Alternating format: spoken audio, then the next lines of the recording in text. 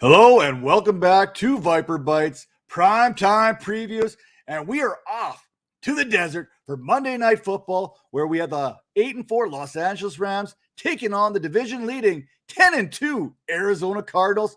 This has the makings to be an instant classic. So let's dive right into this tale of the tape. Let's start at the quarterback position for the Rams, and let's talk about Matthew Stafford. Now, Stafford has this Rams team currently sitting fifth if the playoffs were to start today. But who have these Rams actually beaten this season? They have not beaten a true contender since way back in weeks 2 and 3 when they took down, Indianapolis, when they took down Tampa Bay.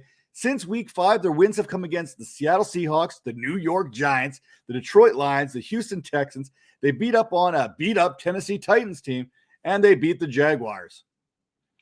But you know what? For fantasy purposes, Matthew Stafford, he has been a top 5 fantasy option, and he sits with 261 fantasy points, which, like I said, is in the top 5 amongst quarterbacks. Now, how has he done that? Well, let's take a look at that. He's got back-to-back 23-point outings against both the Jags and the Packers. He has thrown for 295 or more yards in 5 of the last 6 Rams games. He has thrown for 3,611 passing yards, which is third in the league.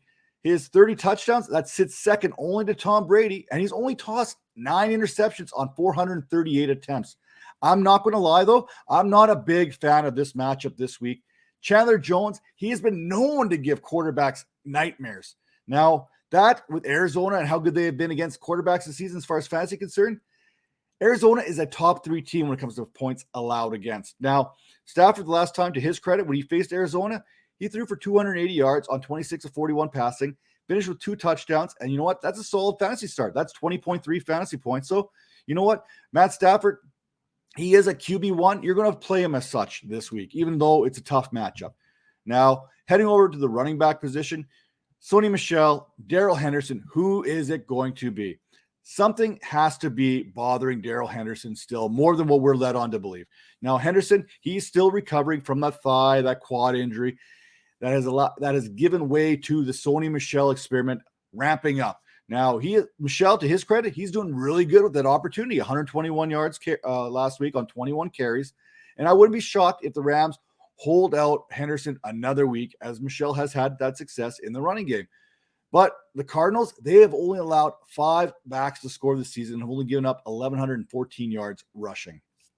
Now, let's talk about wide receivers, because you know that Stafford and the Rams, they like to sling that ball around the field. And why not when you have Cooper Kupp, who is Weapon X?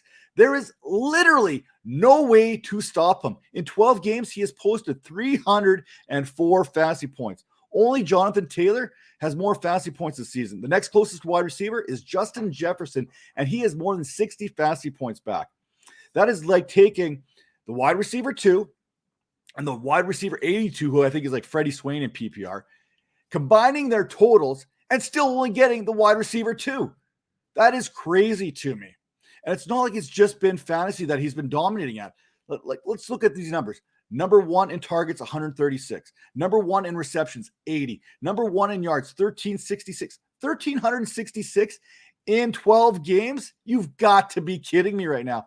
He also has the number 1 touchdown number right now at 11. You know what else he leads the league in? Dinner dates with Matthew Stafford. That's a fact. I checked it more than one time.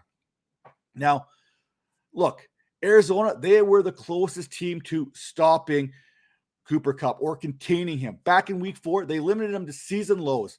In fantasy points, 11.4. Receptions, 5. Yards, 64. Let that sink in. 5 receptions, 64 yards. 11.4 fantasy points. These were seasonal lows. There's players who have not even topped that off at any point in the season, let alone all 3 categories in the same game. Again, crazy to me. And guess what? He still saw 13 targets that game.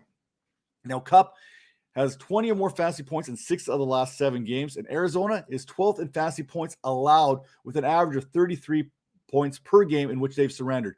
Now, coming out on Thursday, a little bit of a toe issue for Cooper Kupp, but I'm not going to worry about that too much right now. Just keep an eye on it. Now, I'm not a big Odell Beckham Jr. guy, but he does make for a solid number 2 option. And Matt Stafford, he's been looking to get him more and more involved in the offense as the season progresses. In the last 2 games, Beckham has 7 receptions, 15 targets, and 109 yards. But what catches my eye, back-to-back games with touchdowns. Okay. You're starting to feel comfortable to flex Beckham right now. And as he becomes more and more accustomed to this offense, he can become more and more valuable for your fantasy playoffs down the stretch. Now, back-to-back double-digit fantasy productive weeks, that'll help. You know who else has been helpful? Van Jefferson, who has averaged more than 10 fantasy points per game this season and sits as the wide receiver 34 through 12 games. Like Beckham, Jefferson too has scored in back-to-back weeks and has produced 10-plus fantasy points in 4 of the last 6 games, thanks to seeing 44 targets, hauling in half of those for 360 yards and 3 touchdowns.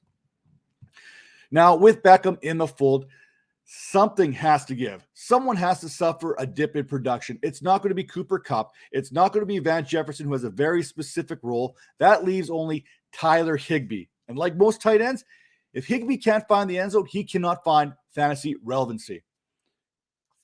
Fantasy relevancy. We need that at the tight end position because there hasn't been any sustained anywhere outside of maybe the top 6. And even then, it's been fluctuating all season long. Now, Higbee's last touchdown, that came in week 10.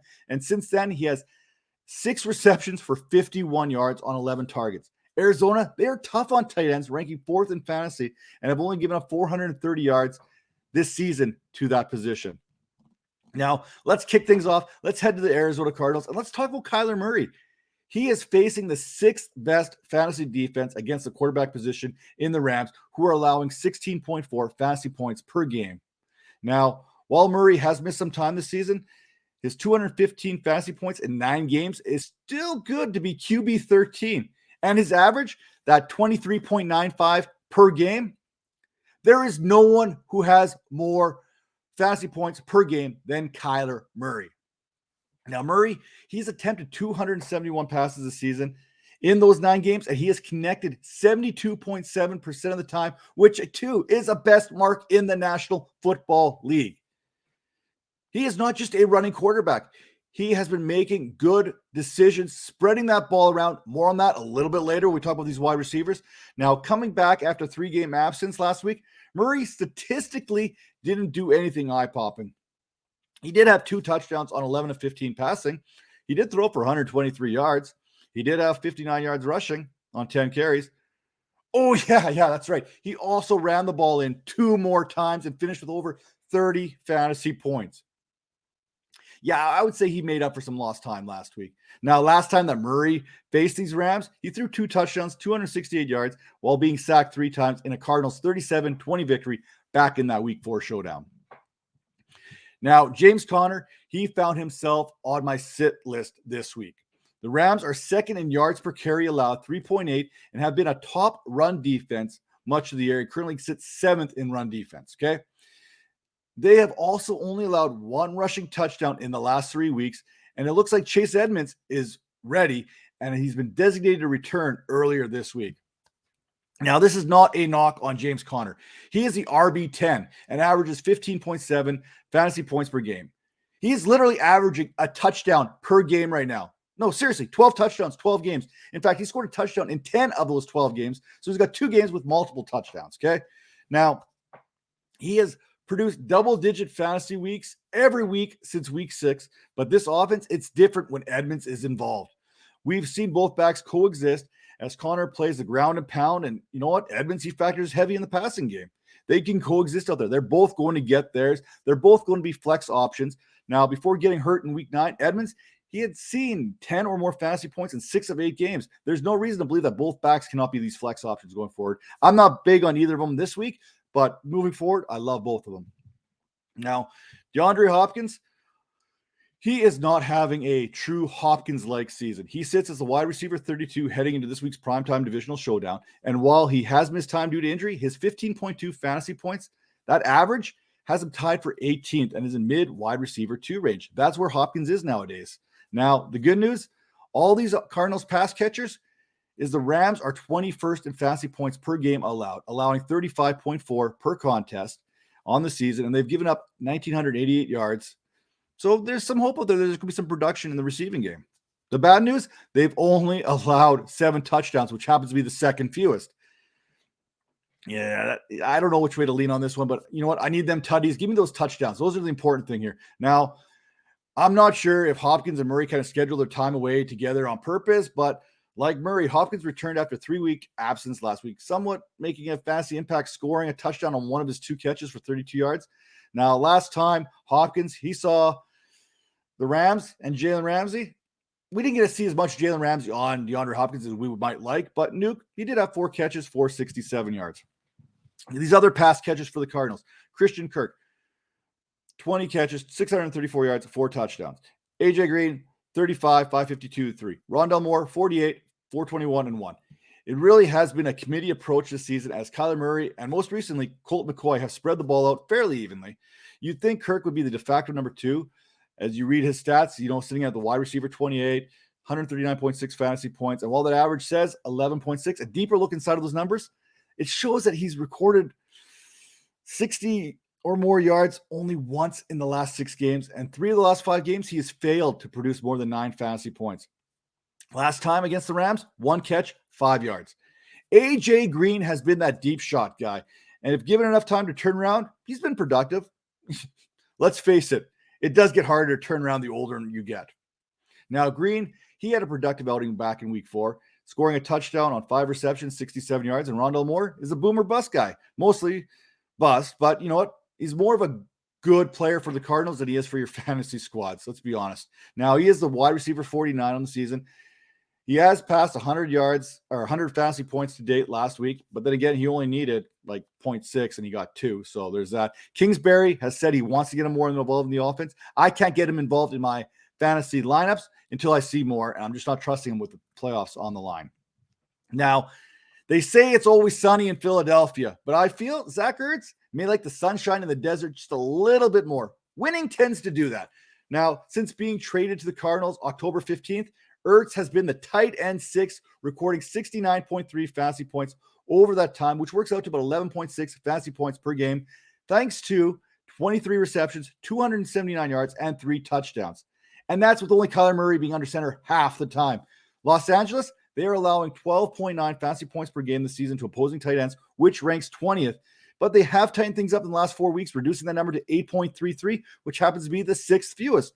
So this looks like it could turn into more of a strength versus strength. But you know what? The way the Cardinals move that ball around and spread it out there, you don't know which way they're going to attack you. And that's what I love about it. This is going to be a great Monday Night Football showdown under the lights in the desert. And make sure to head over to fantasypoints.com, enter promo code 21Vipers10, get 10% off that Fantasy Points subscription today. With that being said, we'll see you next week.